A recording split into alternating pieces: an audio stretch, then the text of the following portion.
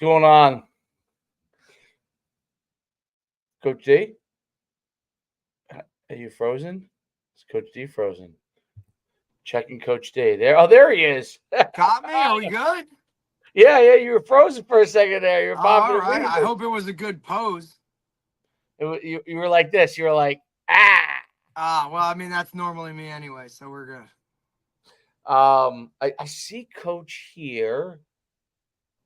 I don't see him. I just see his name down there. He should be good to go. I just texted him, so. Yeah, great podcast on today. We're gonna go and we're gonna talk from the Coach Benvenuti, man. Coach Benvenuti. We're gonna talk the administrative side of things a little bit. We're gonna talk some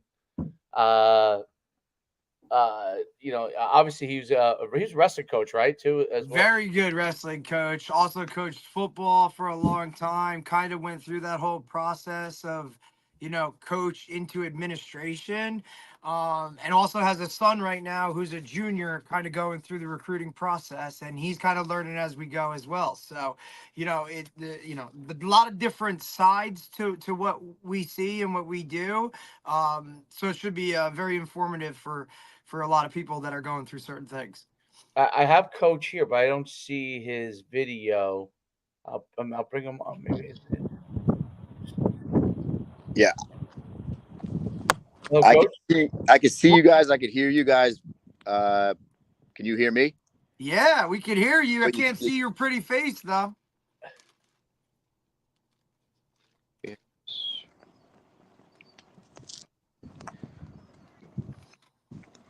I don't know why it's not.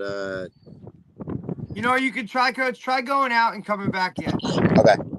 All right. And then we should be all right. Coach, how you doing? You all right? Me? Yeah, you good to go? Oh, yeah, I'm good. A little Travis Hunter action last night. Holy hell. Yeah. How'd you enjoy the game last night? How'd you enjoy that game? Stud, dude. He's all over the place. 134, 3 tutties, I think. Ed Shador played very well. I heard that. Must be that Nike NIL deal. Well, North Dakota State was winning at halftime 2017. I was kind of hoping that they were going to drop that one and then run the table. They were going to drop who? The first game, like lose to an FCS and then just run the table. Who? Colorado? Yeah. I don't know if they're that good. Are they over 4 wins? I don't. Let's look at their schedule. Because he was 4 last year. Well, he's got one. And now he's not talking to reporters, so he better figure something out. He's got Nebraska next week. Oh, no way, dude. Absolutely not. You don't think they can beat Nebraska? Nope. I think Rule has that thing up and back where it needs to be soon. I think they played Nebraska last year, right? Didn't they beat them? Maybe. Right, because it was early in the season, I think, right? Because didn't they rip off all of their wins last season in the early part of it? Yes. Then they have Colorado State. Ooh, that rematch. That's the one, and that's the kid that headhunted Travis Hunter, right? That was the game that kid cheap shotted him and took him out for a couple games. Colorado State could have won that game. And then they have Baylor. I don't know how good Baylor is. I don't know how Baylor is. UCF. That's Malzahn. That's going to be a tough one. Especially since they can't stop anybody. Kansas State, that's going to be tough. Arizona's going to be tough. Cincinnati, I don't know how good they are. Texas Tech, I don't know how good they are. Utah, obviously, is going to be tough. Kansas will be tough. Oklahoma State will be tough. Kansas, I heard, is like a big-time sleeper. They're thinking playoffs possibly for Kansas. Yeah, they're rated 22 to start. Could you imagine that? A couple years ago, they were straight doormat. If Colorado got 6 wins, that would be. But I don't know. It's gonna be. So you know who their OC. You know who their OC is now, right? Shermer. Right. That's crazy. The Giants coach. Former, right? Former Giants. What was he there? 2 years? 3 years? Probably 2. Was he right before Dable, or did they go from Shermer to what's his name, Judge, and then Dable? I feel like that's what they did. Look, Dable's lost like 50 pounds, man. He's looking slim, dude. Everybody's He all is? excited about it. I guess when you can pay for Ozempic, let's go. Let me get that Ozempic in, huh? No, Yeah. I heard it's Wyckoff Pilates is what's getting it done for him. That's what I heard. Wyckoff Pilates? That's what I heard. He's addicted to Pilates. Come on now. I swear. Who said it? The GM, I think, said it. What? Yeah, I'm telling you, man. They said he was like hurting for the first 3 days. He was absolutely miserable, but now he's like addicted. To Pilates? Is that what lost him? I just think it's that Wyckoff area, dude. It's that Bergen County. He's sucked into it. Is that where he lives in Wyckoff now? I guess so. I know. What's the GM's name again? I don't know. Whatever the GM for the Giants. I think he lives in. I saw Coach briefly appear and then disappear. He's a pretty face too. He got to get his face. Yeah. It'll be interesting to see the Giants, Jets, how good they are. And Neighbors is wearing number 1 this year, dude. Is that significant for? I mean, I think he wore something else in the preseason, and then now he's wearing that. I think he wore like 13 in the preseason, maybe. And then I think now he switched to that. They did like an official rollout of like, hey, this is what he's wearing, da da da. So buy your jerseys now, people, I guess. Let me see. Coach just shot me a text. Let me see what's going on. Neighbors, he's looked really good. Yeah. I think he brings like a little bit of a different mentality to these dudes, bro. Like you saw him getting like a fight, right? Like preseason, like you just saw that. Even when on Hard Knocks and when they interviewed him like pre-draft, like he was like, yes, I'm one of those guys that gets upset when I don't get the ball because I think I'm like the best playmaker on the field. Like just towing that line of like arrogance, cocky, over the top, but not really over the top. I think he just like wants to win. And I think it's like, you know what I mean? Like that. When's the last time the Giants really had like that kind of guy? Yeah, I know what you're saying. I think we should go. I think Mondays we should do like a full recap of the weekend. We could touch on a couple of high school games. We could touch on a program, maybe a big college game that we like. Yeah, like one of the week. Listen, West Virginia canceled classes today because of the Pat McAfee show. Did they really? Let's go. That's my pick for the week. West Virginia over Penn State. That's your pick? Let's go. Neil Brown, my guy. I know. Your man Neil Brown has struggled. And he loves his team. And when Neil Brown loves his team, we're good to go, dude. I'm telling you. Sinsky said it. I'm rolling with my guy, dude. And the spread is 10.5. Like, well, spread is 10.5. That's yeah. That's big. But it's at West Virginia. Come on, everybody's just on campus. All those freshmen, like Penn State is number 8 in the country. James Franklin hasn't won doggy do. I love it. Like he's a great motivator, man. Like I like him. He's a really nice guy, but like he's had some teams they just can't ever get over that. Whatever, man. I don't know. Like, come on, dude. How many years has he been in Happy Valley now? Well, let's just recap last year. Last year, Penn State 38, West Virginia 15. Ooh. Let's see. West Virginia in the end, though, they beat up Baylor. They beat Cincinnati. They got smoked by Oklahoma. They beaten UNC in the bowl game. So they came around in the Duke Mayo Bowl game. They won 3 in a row to end the season. That's your sleeper pick, huh? Well, and I honestly think like if he doesn't do something this year, there's no way he's staying. Well, that's probably He's like got to win for his job, dude. So everything, he's emptying the tank. Whatever can be, will be, and happen. What's the big game this weekend? You got Miami, Florida. That's a big one. That's a big one. That's a huge game. This weekend there is a lot of right. They were saying that isn't Georgia Clemson this weekend too. I'm pulling it up. Let's see. We got this weekend. We got Clemson, Georgia tomorrow at 12. Ooh. 12 o'clock kickoff. Okay.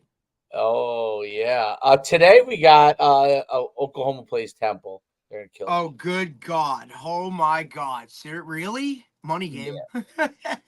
Yeah. Penn State, obviously West Virginia. Let's see. Iowa plays Illinois State. They'll kill them. Tennessee plays Chattanooga. They'll kill them. Oklahoma State plays SDSU. I mean, no, that's South. What's that? San Diego State? No, it's South Dakota State. So that's okay. Little FCS money game. Listen, Monmouth just went out to Eastern Washington and lost. What was the score? 40-something, 20-something. Classic Monmouth game. Score 20-something, and then lose. It's not bad. Eastern Washington's usually pretty good. Yeah, they played on the red turf. Yeah, the red turf. And Eastern Washington, that's cowboy country, Eastern Washington. That's Cooper Cup City. Yeah. What town is that in? Podunk. Eastern Washington. Where is that located? Cheney, Washington. How many people have ever heard of that? Never. I know it must be near. I heard it's on the Montana border or something. Right. Like you're talking Yellowstone here. Yeah, because like if you go way west to Seattle's very different from the most of the state. People don't Correct. realize. It's like city-ish type, like suburban, and then the rest of the state's just like Spokane too. Cheney is right. Spokane is cowboy town too, right? Yep. So Cheney is right near Spokane. Okay, on the close to which is close to Idaho.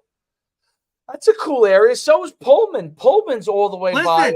I'm all for that, dude. I'm all for cowboy country. Like, I would love to not have service on my phone for a little bit, dude. Like, don't talk to me. We're good. Like, I'll show up and be there when I need to be there. But, like, when I go home, like, you can't contact me. That can't be that bad. Think about it. We live in this state where we literally live on top of each other, man. That's got to be great. It's like so amazing. God, like as long as I can drive to a downtown to get what I need, I don't have to live near. I wonder if they have Wawas there. Is Wawa across the country or is it just? I don't know. The pizza's gonna suck though. Why? They have pizza Wawa? No, I'm just saying in general. Like you're not gonna have a pizzeria. Like shit, dude. Like you're gonna have to be eating bison burgers and stuff. That sounds good to me, bison burgers. Carnivore diet can't be that bad, dude. No, I would love that. Oh, there's Coach. All right, sorry. Coach. All right, we're good, man. Had to switch devices. Sorry about that. Hey, you're good, buddy. You are all good, Coach. Appreciate you taking the time. Excited to talk to you. Thanks for having me. Another school year coming up, bro. Yep. Another school year, another season and school year of sports. So all good things. Passaic Valley, good sports, bud. We're trying to get it back to better days. Things have definitely turned around recently. Good crop of kids have come in and stayed home. Some kids have transferred back, so that's always helped. And our new superintendent, he's now going on year number 4. He's just made some tremendous changes with spending money in the right places. Obviously, turf field and lights, number 1. And huge. then we're not talking lights, Dave. We're talking like club lights, man. Like flash them up. Let's go. Like Rutgers status, dude. Oh yeah. Little Falls, what's up? Yeah, it's definitely helped. Back to the days when Steve Gertie was the coach back. Yeah, Gertie was the coach in the 60s and early 70s, and then Sauter had some really good teams. But Basaha in the 80s was the guy that really put that program, into Van prominence. Zyl, didn't you have Van Zyl who won a title? Van Zyl, state champion coach, great guy, absolutely. 1986, he won a state championship. Legend. Very, Yeah. very, very cool. So you're working to get it back to that era, Yeah. Coach. Give us the whole background of coaching for you, and then how you Sure. became athletic director, that kind of journey. Cool. Sure. So I was really, really young, right out of college. I was an assistant coach at West Essex for wrestling and also for football, freshman football coach there. I was all but 22 years old, I guess. And then right away after one season, I got into being the head coach for West Essex at wrestling, and did that for 5 seasons as the head coach, 6 total there, including the year as the assistant. Um, Coached at Passaic Valley for 1 year of football in between there, and then went back to coaching football. I played for Coach Chet Parlavecchio in high school, and him and I remained close always. He's my guy. I love that guy. I learned so much from him on and off the field. He brought me back to coach with him at Elizabeth High School. Did a few years down there coaching, and then ultimately became the head wrestling coach at Passaic Valley High School, where I went to school, and teacher and coach there for 11 seasons, coaching football as well, and then got into administration as the athletic director. So journeys bounced around a little bit, but all really good programs, really good people that I've learned from. Coach Drozjak at West Essex, legendary coach, gentleman of a person, just a really good guy who got a lot out of kids from building strong relationships. Learned from him early on.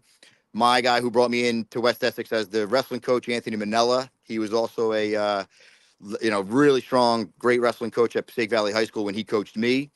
He was a football coach as well. Still to this day, I literally just hung up the phone with him about 15 minutes ago. So remain close with him. And then obviously Parlavecchio, learning from him. Many levels of coaching, just, growing up to be an adult, being a man, so many things learned from that guy. And then Bill Johnson, I coached for at Passaic Valley High School. We've had Coach Jay on. Coach Jay's been on. I've just been so fortunate to learn from great people, and then obviously kind of forge your own path as a coach, and now leading into being an administrator. But definitely the people that I've learned from have really influenced my life and my coaching career in the greatest of ways, and I appreciate them and owe them so much for that. Yeah.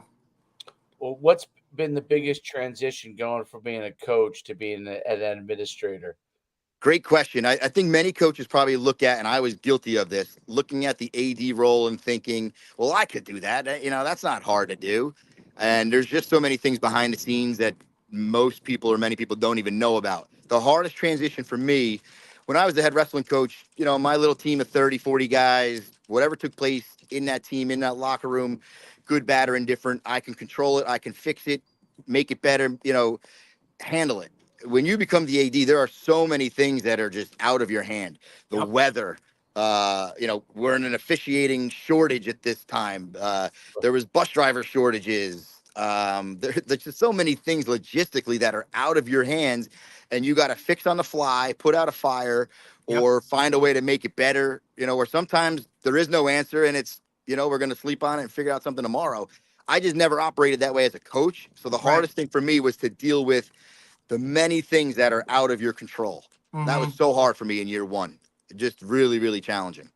You have to be much more, I guess, adaptable to what's going on and flexible. And that's hard because then the coaches, as you know, are usually inflexible on what they want to get done because they want to get certain things done within their program, and then the rubber meets the road on that. So I'm sure that's always a challenge. You brought up referees. I'm just curious because there is definitely a shortage there. Like, how does that process get managed, especially in football and stuff? You had to deal with it, Dave. Dave coaches his son 9U on Sundays, and those 3-man crews, man. Like, hey, buddy, like you got to call something or do something.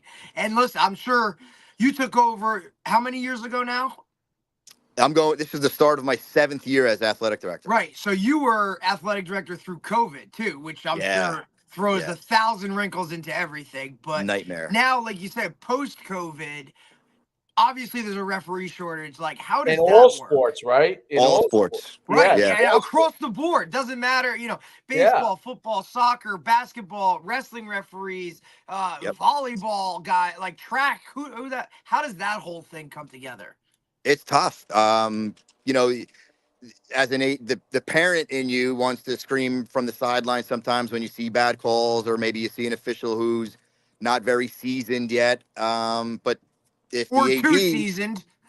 well, yeah, you do see that. But again, some of the guys that are older now, and maybe people think they got to hang it up. If they didn't hang it, in a way, it's a good thing they haven't yet, because there's not enough guys coming through to take their spots. Right. The challenge is, kind of, hey, I'm not a parent or I'm not a coach, I'm the AD. If I'm yelling and screaming from the sideline, of course the crowd is going to do the same, and the coaches are going to think they can do the same. And it's Right. trying to be diplomatic and understanding it's a tough situation. ADs have it very nice right now with every single sport has an assigner Oh, who that's basically great. gets your officials for you. Right. And the assigners we're currently using at Passaic Valley High School, I have not a bad word to say about any of them. They do a great job getting us officials, and they listen to the ADs. If my coaches say, "Hey, listen, this official and I don't get along, or it's not working out, or we're at each other too many times," they listen to us when we say, "Hey, this official, don't send him my way anymore." The Got it. coach and him don't get along. It's not a good situation, whatever the case may be. But I really think the assigners have a really rough job too, because they're dealing with a very small group of officials to place around all over the place. And but thank God we have them. They save us so much work and trouble by placing officials to our jobs, to our schools, for our games. Yeah, it's that I would imagine that if without the assigners, it would be chaos. It's just Um, another thing on your plate. Like, yeah, Correct. now you got to deal absolutely. with that. Yeah, Um, correct. what with respect to like building your athletic department? So like you mentioned it right at the beginning that you're really trying to build it back to PV. Obviously, in the 70s, 60s, 80s was like a powerhouse athletically, and they've had some good years recently too. It's not that they haven't, but you've been taking step by step the path to rebuild it. Obviously Derek mentioned the lights, but each step along the way to kind of really get PV up into the 21st century and really to take the athletic program back there, because PV was always known as one of these huge high schools that had Yep. a lot of really good players. Talk about what that kind of journey's been like for you. Yeah, I grew up in Little Falls and was a Right. PV guy. I had my parents graduated from PV, my in-laws, my aunts and uncles, you name it. So I've been around it and heard stories, and have always been well versed in the history of PV, especially with sports, because that was always my interest. I think this journey coming back or trying to bounce back is twofold. Years and years ago, coaches never had to recruit your local kid because you were going to that high school. It was that simple. The world has changed, and if you're not at a public school doing your best to recruit your own kids or to keep them home, and make that program enticing enough for them to think they don't have to go anywhere else, then you're not doing your job. You're going to lose those kids. And losing one or two at a public school is going to really hurt. So you have to be able to keep your kids home. So that's been a major challenge and a major difference in the landscape of high school sports. And obviously at PV, where, three great towns feed in. And for many years, like you said, 60s, 70s, 80s, if you were just going to PV and those three towns were going to pump in enough athletes, that programs were going to be very successful. Right. Nowadays, we stress in our program, our athletics program, something that's really big in my heart is relationships first. So you have to build relationships with kids before you can coach them. And that doesn't mean when they walk in the door. That means sometimes when they're in 6th, 7th, and 8th grade, get down to those games, put on a clinic for the kids, the coaches, camps, be visible, be somebody that they already have that relationship with. It's going to make it a lot harder for them to leave and not come to PV. Number one. Number two, Passaic Valley was always, during those times, 60s, 70s, and 80s, a premier spot facilities wise. And then, it wasn't, especially in my time, towards the end of my coaching career and early on in my administrative career now as an athletic director, facilities were not where they needed to be. And if you didn't have a turf field and lights, you were falling behind. And, facilities needed to be upgraded, money needed to be spent. I think the weight room is an area that'll be probably next or real soon for us at Passaic Valley, making an upgrade there. But our gyms were always adequate space and size. Always. We've now, updated new bleachers, painting, cool honeycomb designs on the basketball court, to match the Hornets theme. Obviously, as you mentioned before, turf and lights, with not just turf and lights, but an amazing setup for what that looks like. The track was resurfaced and redone with black and green to make it really stand.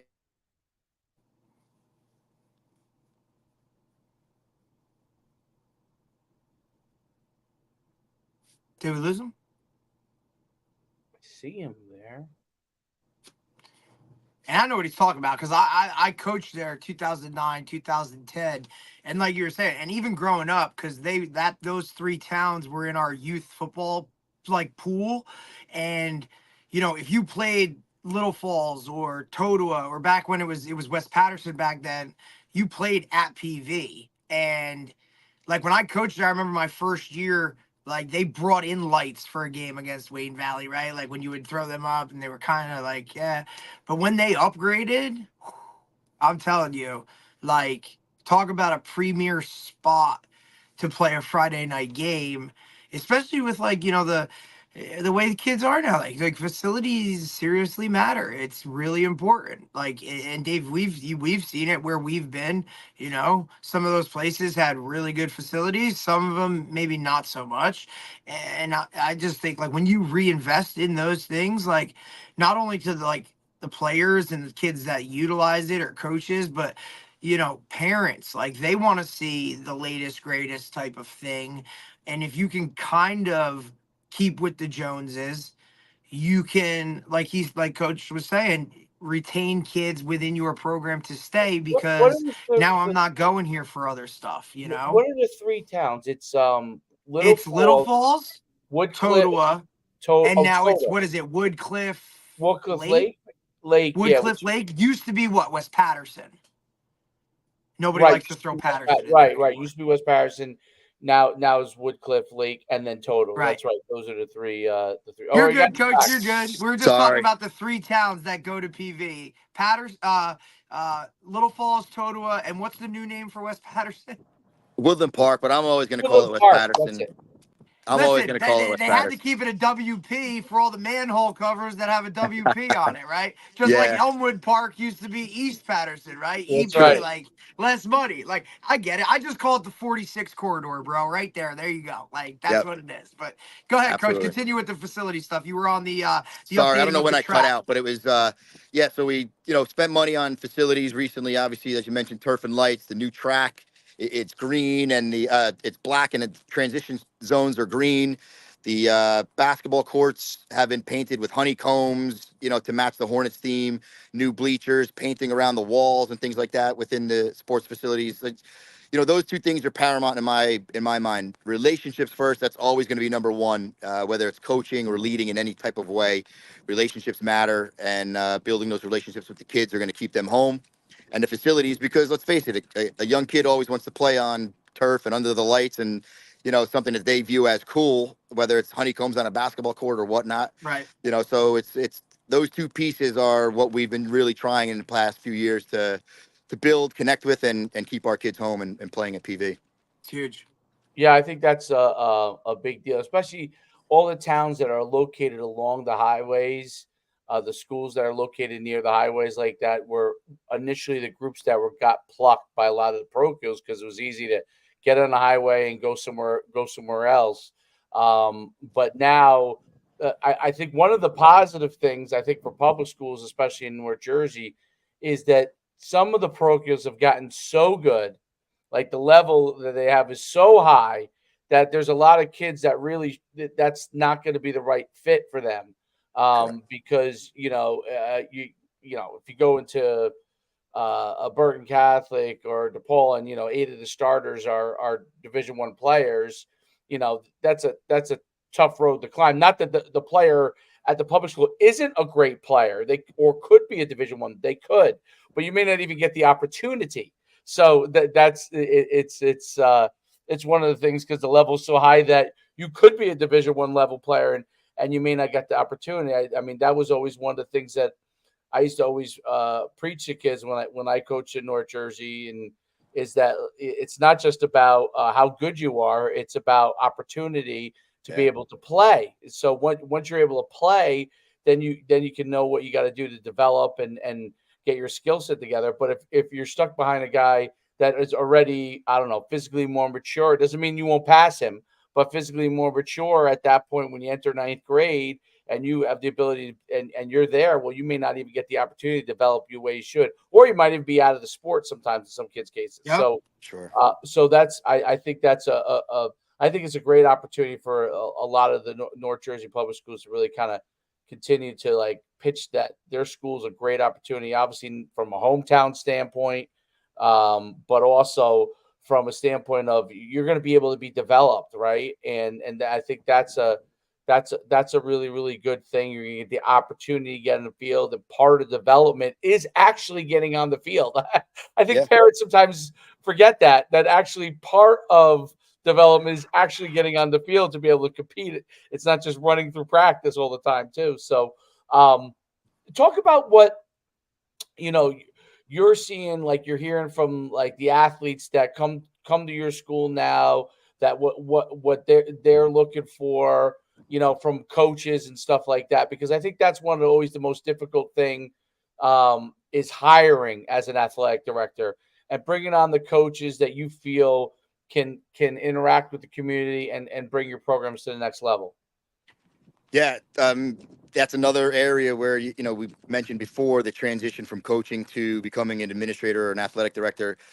A shortage in officials. There's also a shortage in coaches, man. I don't think many people want to do that grind anymore, and it also takes obviously a special job. If you're not a teacher, then it takes a job where you're free in the afternoons, or you can Very give up. difficult. Very difficult to find somebody that's available from basically 2 o'clock in the afternoon till possibly 10 o'clock at night. Like that's a tough window if you're not, a teacher or a police officer or maybe somebody that works for like the town that gets off at 2:30. Like It's it's really hard. tough.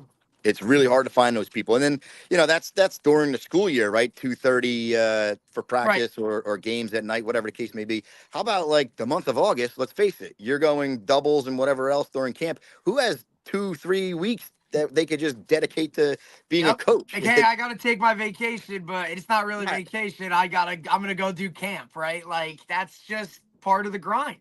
It's a hard find. It's a hard person to get, and then even in the months of June and July when it's like weight room hours or we're Yep. on the field for workouts, like that happens during the day. It's not happening usually at nighttime. So where do you find those people who are able to do that and be available?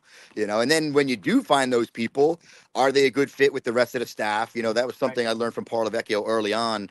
Loyalty over everything. Make sure you can work together and have each other's backs, and whether you disagree or agree in a meeting or whatever the case may be, it's just, in front of those kids and in front of the community, we stand together, we win together, we lose together. Find that type of guy, find that type of coach who's loyal. Of course, knowledgeable is key, and you would hope you're probably not getting into it unless you had a little bit of knowledge. But you could also learn from different head coaches if you weren't so knowledgeable and kind of just learn that system. I've seen that done before very successfully.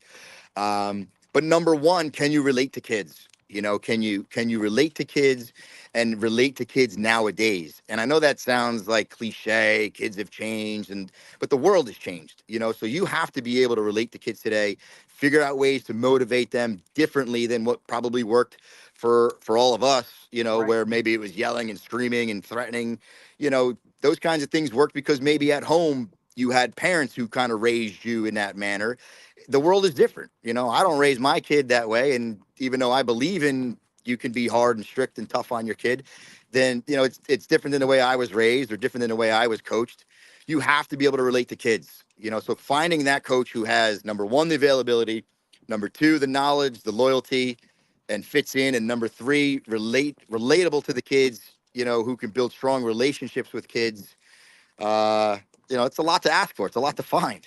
And, not everybody wants to do it anymore because coaching is no longer in season. And I don't care what sport it is out of season. It is all the time, many, many hours. find that person who has that kind of time, that loyalty, the knowledge, the relatability, and the drive to put in that kind of time. Many people just aren't willing to do that anymore. It's really hard. Filling staffs is not easy anymore. No. Right, and you used to be able to go to the teachers directly that wanted to get the extra money to be a coach and wanted to put in the time. Is that becoming more and more of a challenge? Like, so with even within the building, so are a lot more teachers saying, "Hey, it's 2:30, I'm out of here," or is that challenge? Like, is that something that you're able to entice coaches with teaching jobs still? Is that part of it, or is Yes and that no. changed? Yes and no.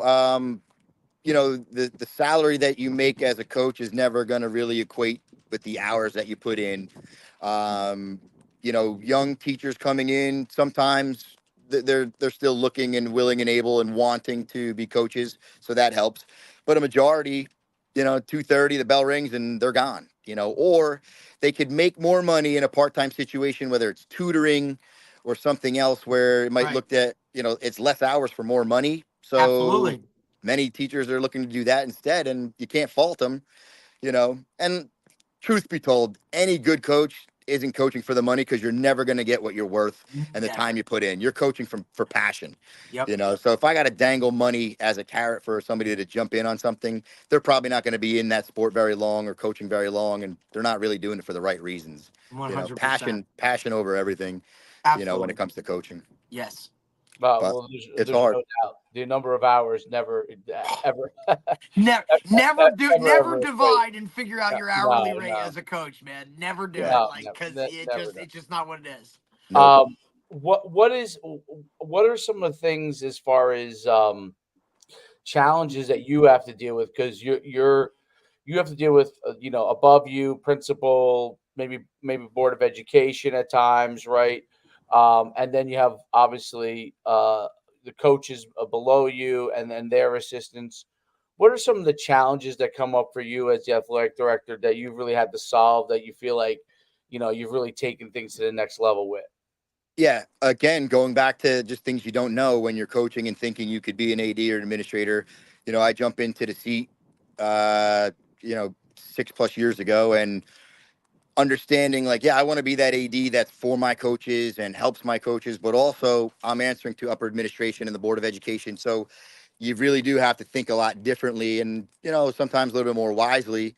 Um, but you also want to help your coach or coaches, or, hey, we need your uniforms, or, hey, we want to get this or that. Like, yeah, I want to do it for you. I want to be able to be that AD who says yes and provides everything that's necessary and needed.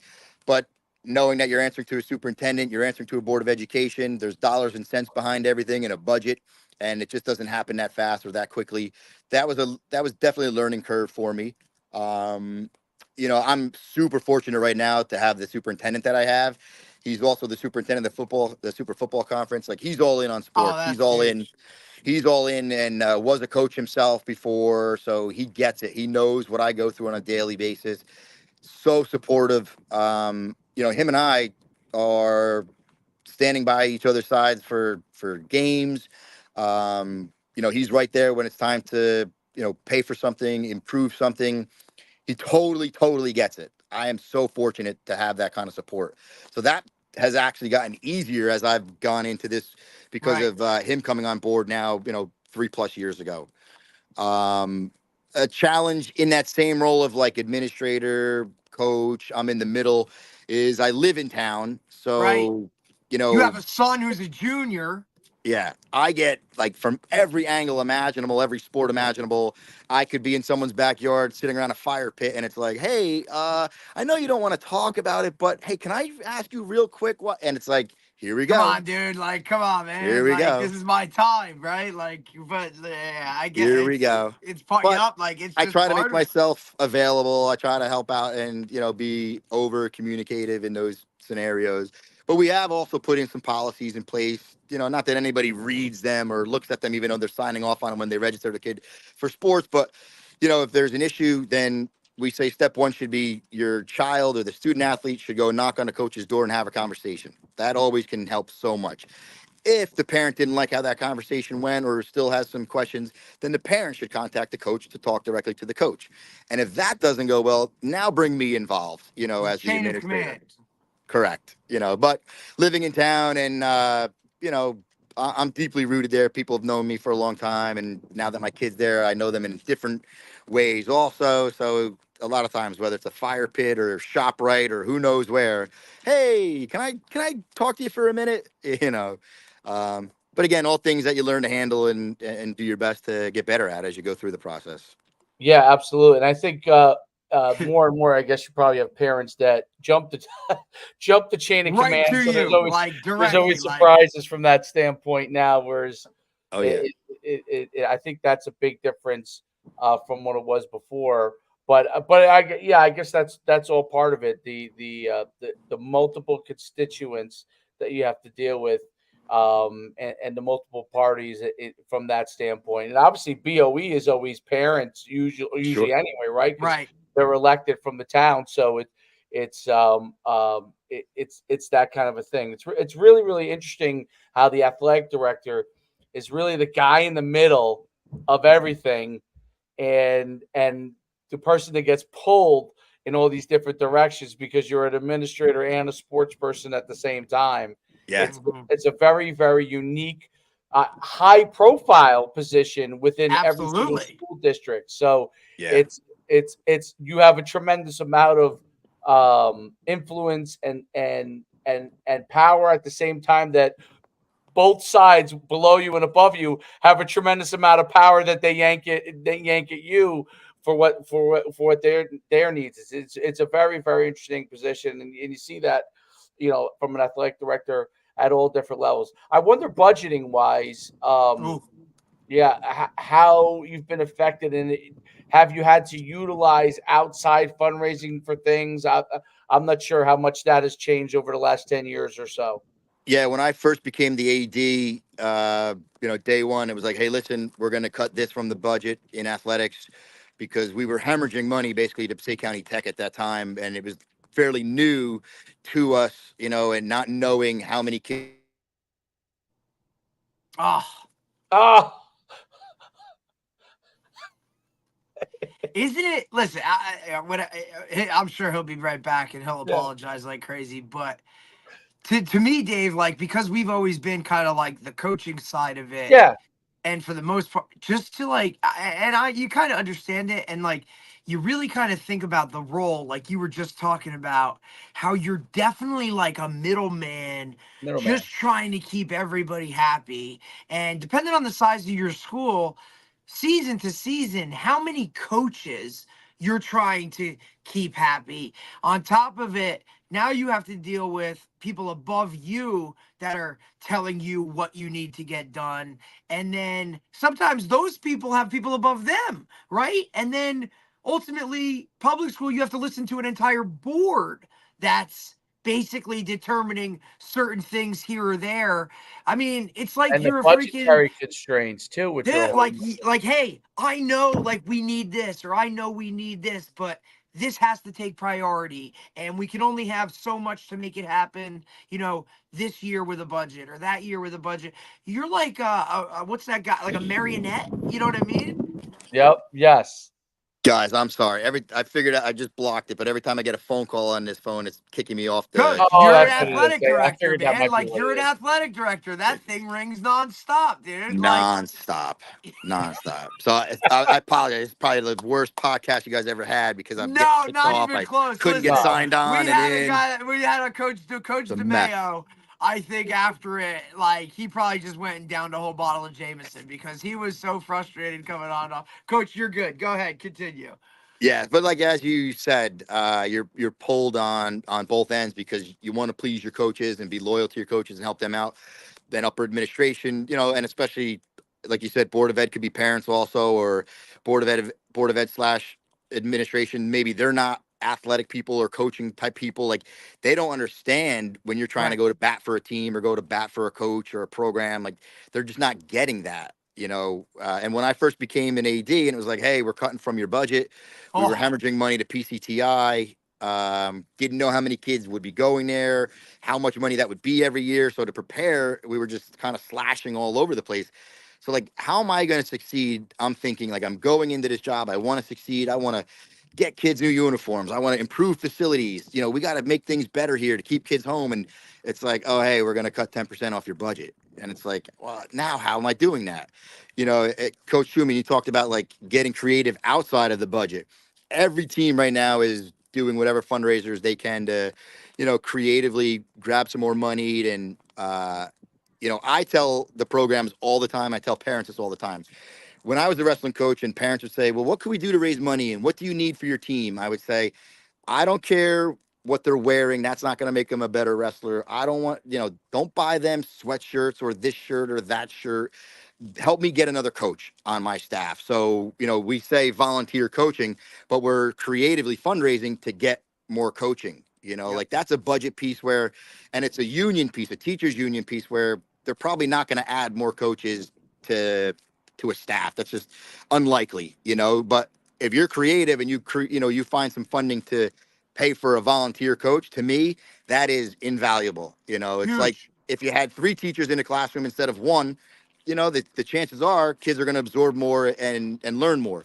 I find it to Absolutely. be the same way in athletics. Put more coaches on your staff, you know, that are going to help make an impact on your child, you know, and help those kids. That's where money should be spent. But every program right now is doing some sort of outside fundraising, you know, from the budget to, you know, make that experience better for those kids, the program better for the kids, whether it's for volunteer coaching, you know, or, you know, maybe it is like a throw in extra uniform or something, you know, that the kids find cool or exciting, you know, just again to enhance your program, enhance that experience for the Right. kids. You got to be creative. Yeah, there's no doubt, and that's like an arms race in itself. Like not just facilities, but like what you're wearing, what But even like equipment, right? equipment. Like Yep, yep. you think about like, and different sports have, some sports have way more needs than others. Like, Yeah. you know, you're talking about football.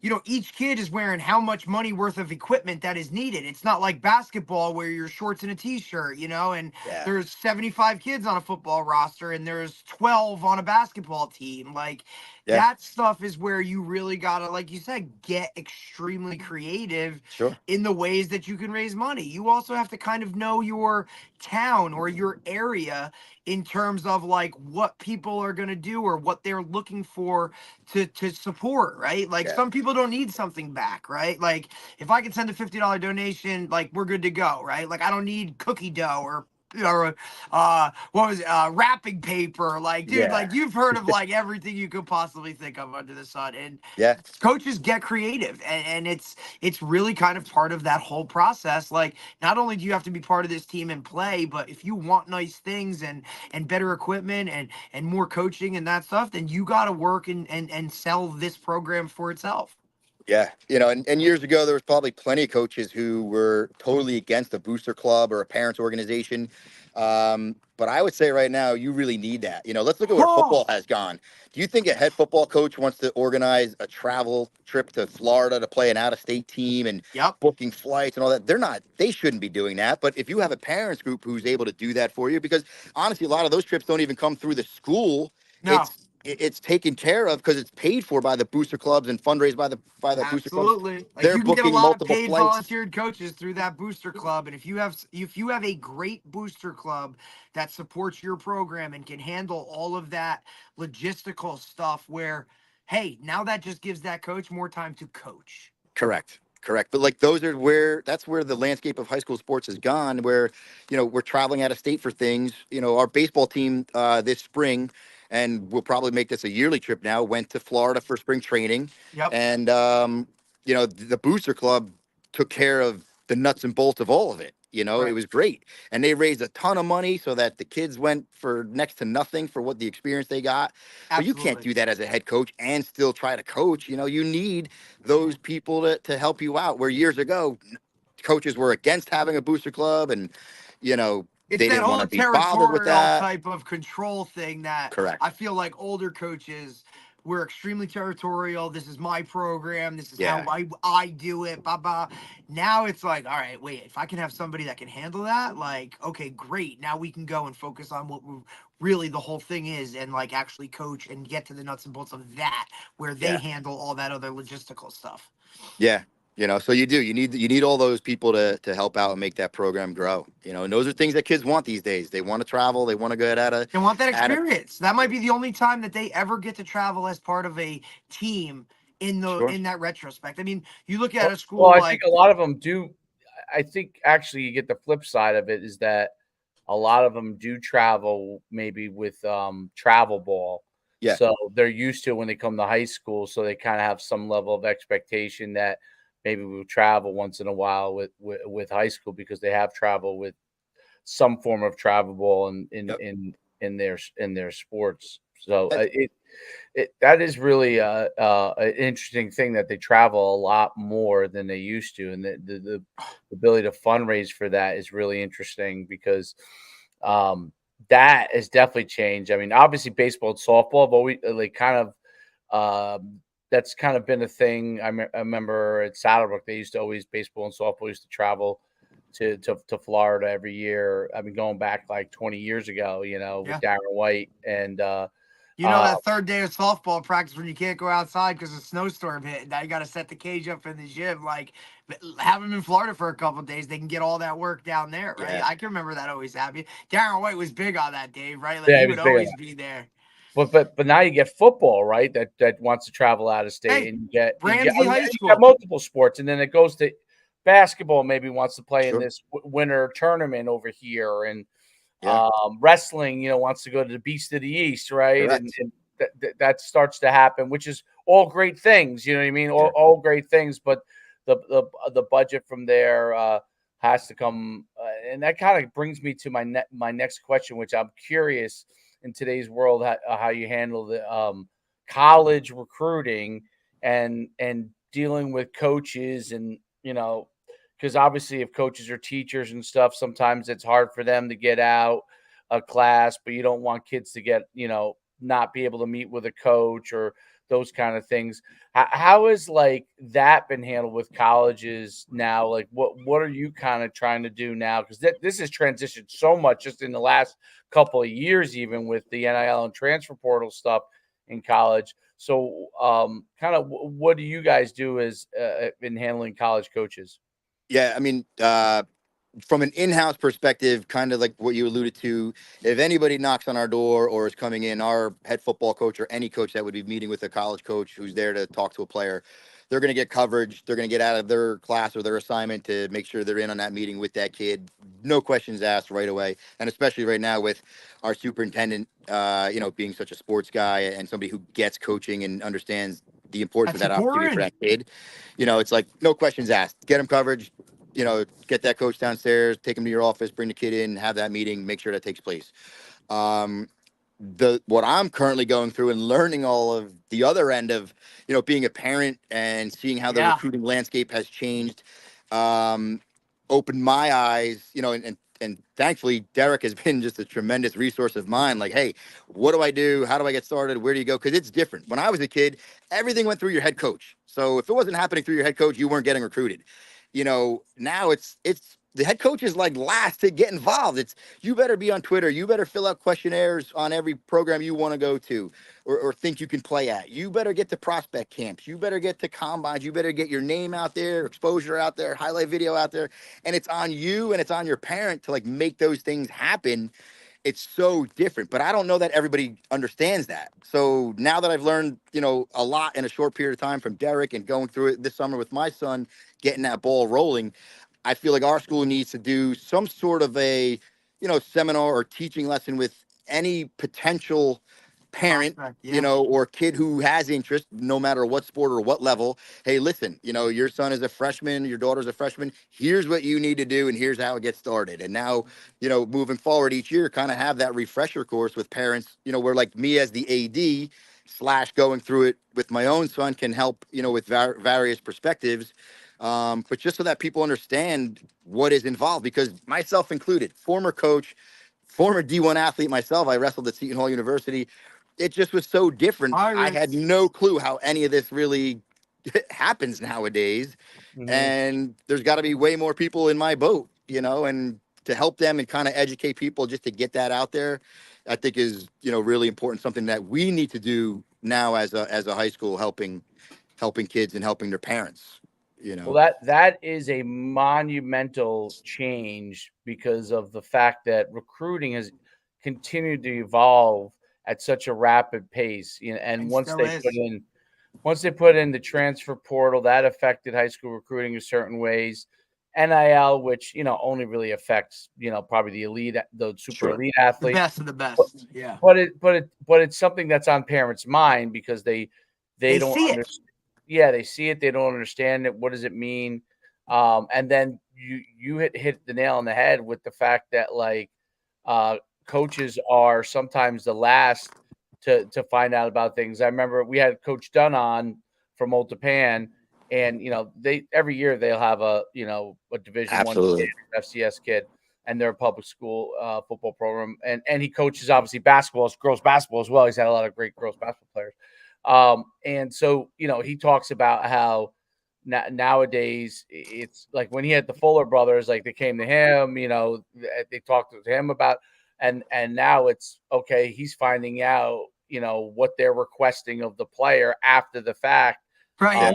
And what did he say? The one thing, Dave, he was like, look, I had a player commit, and then he told me on Monday, and then I already been out there. I had the college coach call me and say, hey, I just offered so-and-so. And he was like, wait, what? Like, it's like the process is almost, the order has now gone out of order. Well, you got rid of the quote unquote middleman type of thing. So even though the coach really isn't the middleman, but that's kind of from a recruiting standpoint, they view it because they can go directly to the parent, and to the athlete, right, and start to cultivate that relationship. Absolutely. Because they're also moving at such a light speed pace too. Now every sport's different, but they're all moving at a lightning speed because they're whether they're going to offer a person or not, they're trying to get those things done as quickly as possible to try to build a base of players that are coming to them as early as possible.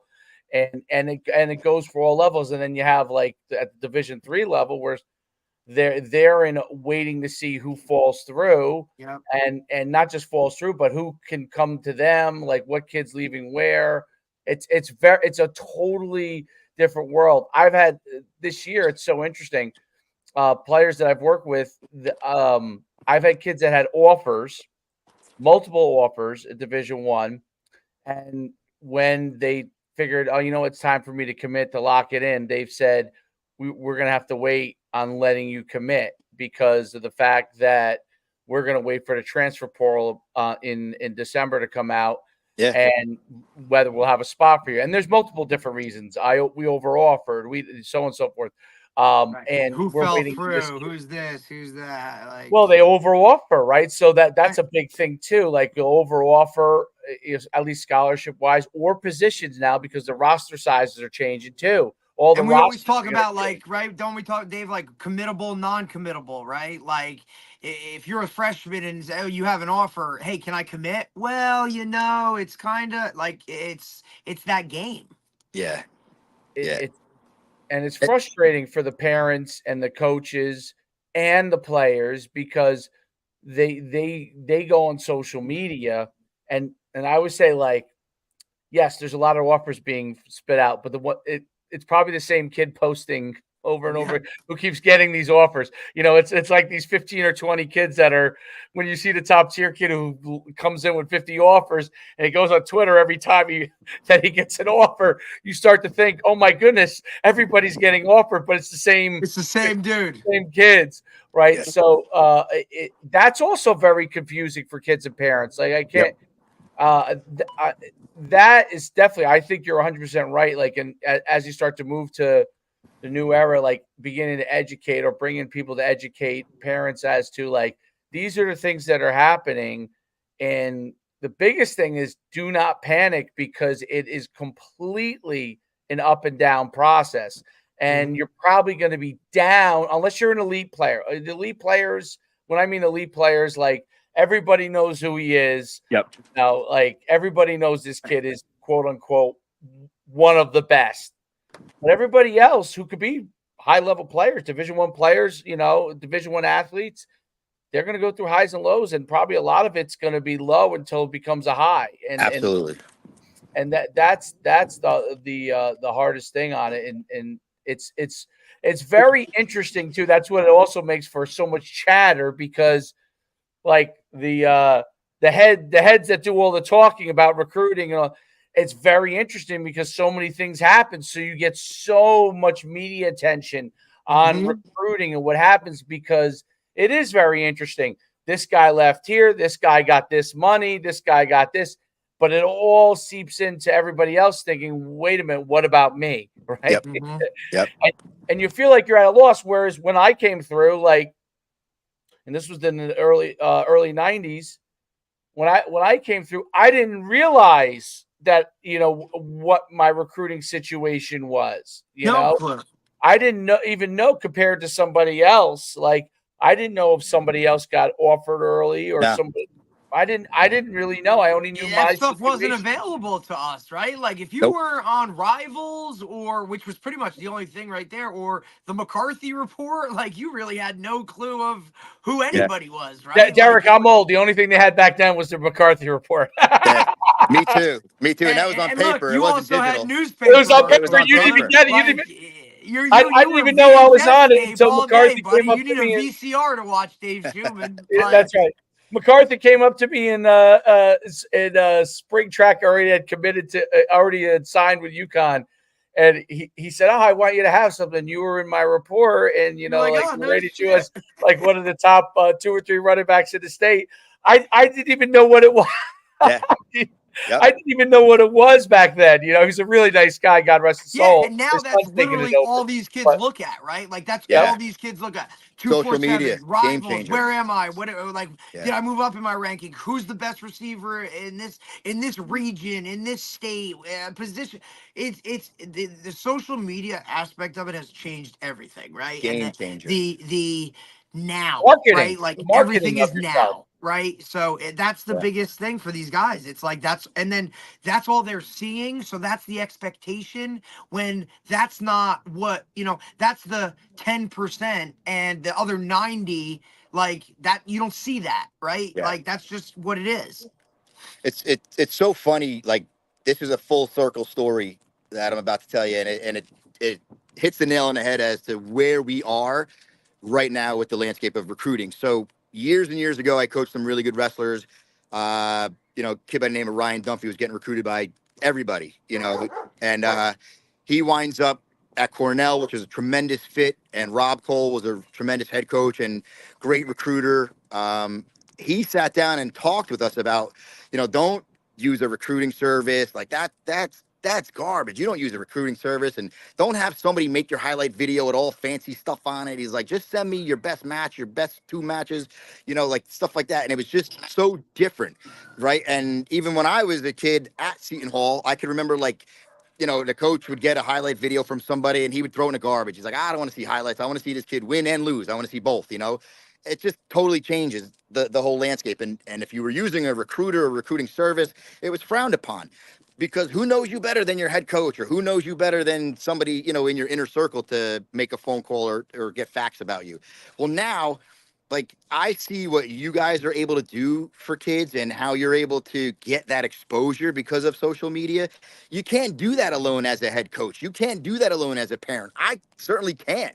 And that exposure on social media that you guys are able to do, and even just the real talk of like evaluating a player, knowing players that you've had before that you've evaluated or seen, land at a different college or a situation.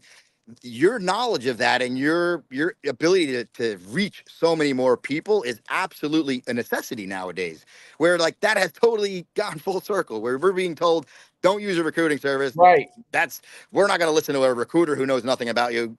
To now, you need to use a service, in my opinion, to help you get boosted, to help your exposure increase. It's completely different nowadays. It's amazing. Well, marketing, which is something that you would have laughed at in the old days. Yeah. Okay, marketing a player, like coaches would have frowned upon marketing a player, and that's the biggest thing that has changed, because me and Derek have talked about this. The biggest thing to me overall in sports is that so many more people are involved in playing sports. So when I was in high school, which was the 90s, which to young people seems a long time ago, but it really wasn't that long ago. And there were kids that had to get jobs that could not play sports, right? Yes. They might have been good athletes. They really had to go to work, right? Nowadays, from the time they're young, kids play all different types of sports. A larger pool of people are playing sports. And so a larger pool of people, because of digital media, because you can send the huddle link out or whatever. The coaches are getting so many more pieces of film than they ever have gotten.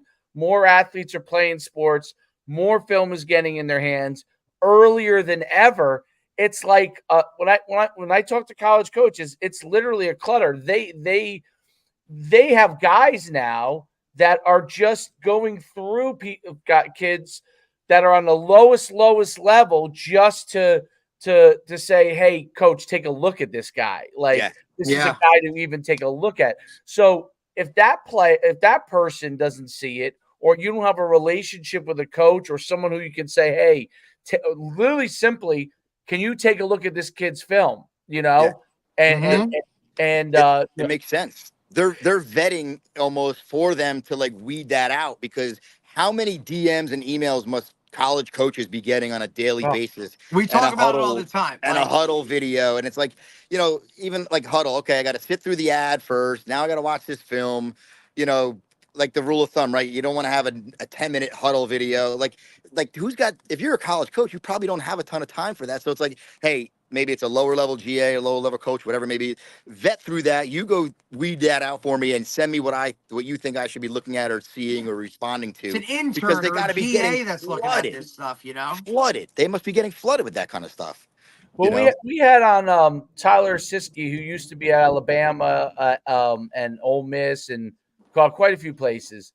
He was with Nick Saban and so the highest level. Yeah, the highest level. It was really interesting what he said about recruiting and on how he tells kids that they should have. It's not for example, a running back. He said will put all his touchdowns on the first part of film, but it's really not all about that. It's about these long runs that show how fast you are. These extremely unbelievable plays. So even if you gained a yard on a play, but you shook 5 guys because you didn't have any blocking, which happens sometimes in high school, right? Sure. Those are clips they have to be super dynamic to keep them to get attention. And it probably doesn't need to be more than a minute or two for them to really make a decision on this guy's athletic enough or not to be able to do it. Now, every sport's different. Wrestling is going to require different things. Basketball is going to require different things. But I thought that was very enlightening as well, in the sense that basically nobody has time to go through all this stuff. Exactly. We need to see that you are great for our level, whatever that level is. We need to see that you're great for that level right now in the first several clips for me to even consider that you're a guy that I would look at. And the rest is basically tossed in the garbage, which I found is really, really interesting. And then you got to come back around if you do all of a sudden get those kind of clips. And then the other part was that it was pushed so far forward, meaning young wise, where they'd rather try to make a decision on a guy earlier and then worry about it if he isn't as good later on, meaning he looks like he's going to be that good right now. Let's offer this guy. And if for some reason 3 years down the road he hasn't developed and he isn't, he didn't grow or he never got any better or he didn't work hard, then we could just kind of move on from him at that point. Right. And we've seen that happen. I mean, with guys that we had in our club, I don't want to mention it, but we had a receiver that was a big time receiver, had a bunch of offers and ended up having nothing in the end. Never committed quick enough. Because he was just waiting for that next best thing, and the coach was open and honest with him, like, hey, there's 2 guys that could fill this spot right now. Like, kind of like, hey, you should take this or you should whatever. And he was like, I'm good. And now it's like, dude, now you're nowhere. Right. Went from 10 to 0. So that has to be very, very, very confusing. But you're 100% right. Like, seeking out advice on it, and every person's situation obviously is very, very different too. Yes. Like, there is no core. There's no cookie cutter way to do core it. tenements. Yep, exactly. Yeah. There might be some core. There's some core tenements how to get yourself out there, but Right. I would say almost no core tenements about each person's situation, right? Each person's situation is pretty much customized because, what level you're at, how many, what position you play. Yeah. That goes There's for any so many, sport, I think, like sport. intangibles, right, that go into it. There's So so many. many ingredients. And Dave, how often do we talk about it? Like, at the end of the day, you can do everything you're kind of like supposed to do, and it still might not work out. Yep. Yeah. That's the crazy part too. That like, that's the hardest part of this whole thing. We're telling you, trust the process, trust the process, trust the process. And like at the end of it, it's like, well, coach, I trusted it, and look what happened. It's like, yeah. Sorry, bud. Like, this is just the situation. My favorite is, and that's the hardest part. My favorite is the quarterback position, because it's insane. Almost everybody that you get a film on can throw. They can all throw, and almost all of them now are some kind of a dual threat, right? And what's so interesting is they could all point to a Kyler Murray of the world at 5'9", 5'10", that became a Division I player. And there are a lot more 6'6", 6'1" quarterbacks that get Division I offers. But I've also seen, and I've worked with some of them, 6 feet, 6'1" quarterbacks that struggle to get offers. And absolutely. If you were to watch his film next to another person that got Division I offers, you would say there's very little difference. So there's all these intangible things that are not always, not always the case. Line up. So it's very, very, you don't know how early that person who got an offer, that person might have been lucky enough to get one early, was out there early enough. You don't know.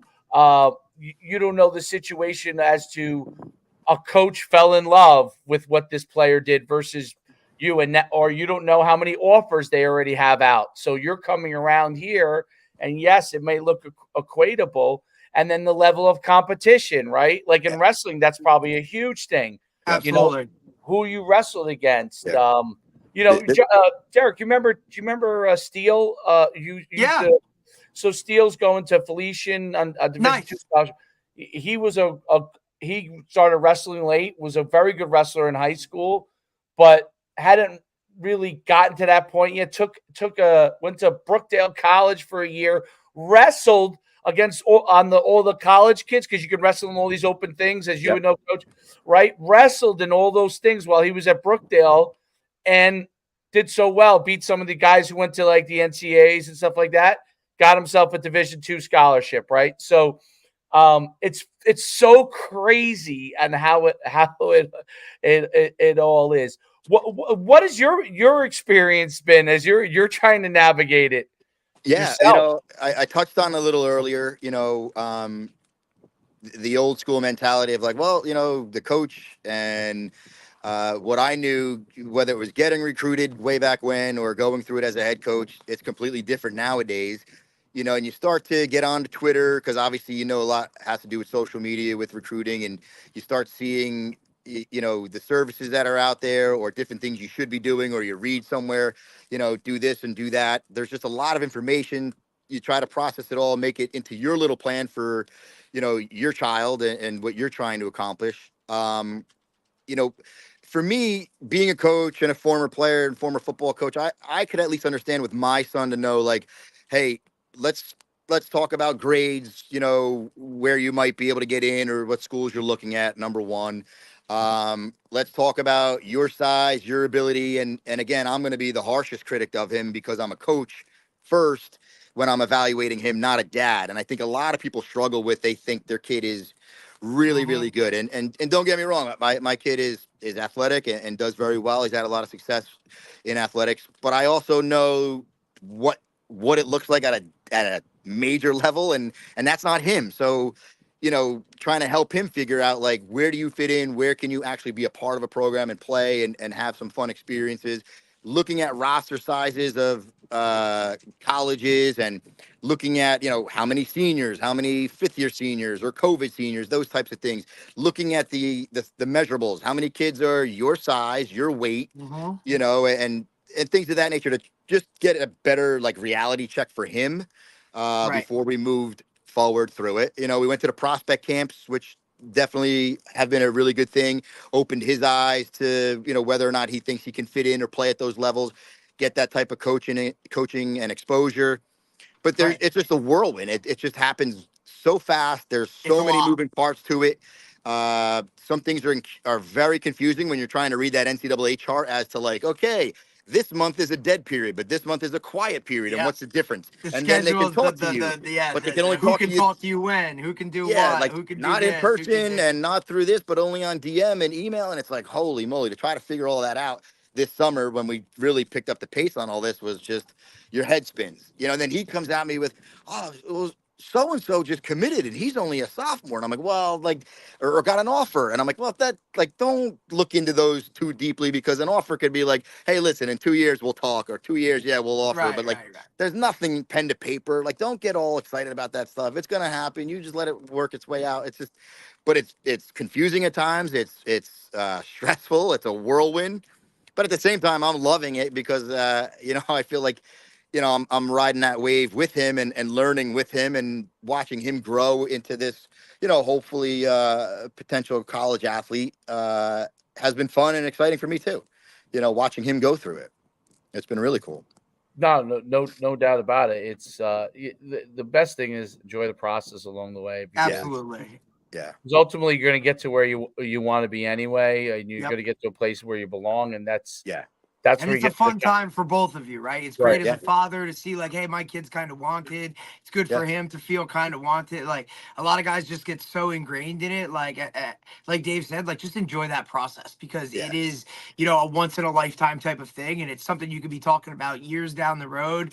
And you don't want to look back and be like, well, I didn't really this or that stuff will all come together at the end. Like, he'll find the right fit. It'll all be good. Like, just enjoy this process right now of, just the whole, like the whole gamut. Yeah, the coolest part of this summer, because kids get busy and they get locked in on their, PlayStation or whatever they're playing, or their social life and social media. It's rare that you get some time to hang out with your teenage kid and talk and just, like, have great conversations. So the 5 trips we took this summer to go to prospect camps was just him and I in a car, talking, and then afterwards going out for a bite to eat and talking about the camp, the coaches, the other kids in his group. What'd you think? How'd you feel? Where do you see yourself? Like, that's just, like, I'm a coach and a dad, and we're talking sports and talking recruit. Like, it's the best of both worlds. And that part has been so much fun, and then talking to him too about, like, well, like, hey, we're doing this because I believe in you and I think you can be, that type of talented player. You got to back it up now. It's your junior season. You got to put together a great film. Absolutely. You got to be on that field and be the guy that stands out. If that's what you want, I'll take it to the end of the world, but you got to back it up on the field. And more importantly, your preparation before that game day, like, act that way every day in practice, act that way in the off season, the weight room, speed training, whatever the case may be. You put that time for work in, classroom, you name it. I'm going to be there to support you and take it to the end of the world to try to help you get to where you want to get to ultimately, and that's been the coolest part, is just kind of like going through that with him and, watching him grow into that type of, student athlete, really. And a young man, getting more mature as he grows. And it's been really cool. A lot of fun. It's awesome.